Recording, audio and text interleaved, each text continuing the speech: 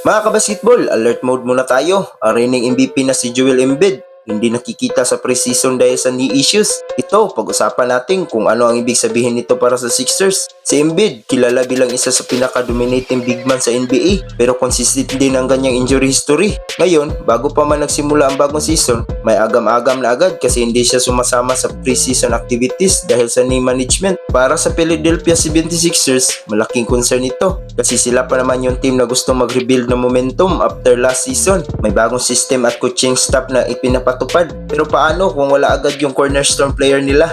Kung titignan, may pros and cons. Pro, kasi baka precaution lang ito para hindi lumala bago magsimula ang regular season.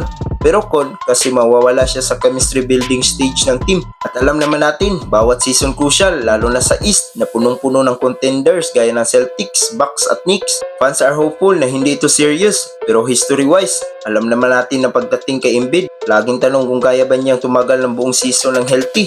Tropa, bantayan natin kung babalik agad si Joel Embiid sa opening night. Kung healthy siya, contender agad ang Sixers. Pero kung hindi, baka maging uphill battle na naman. Sa tingin nyo ba, kaya pa ba ni Embiid magdala ng team sa championship? Comment nyo dyan at huwag kalimutan mag-like at subscribe.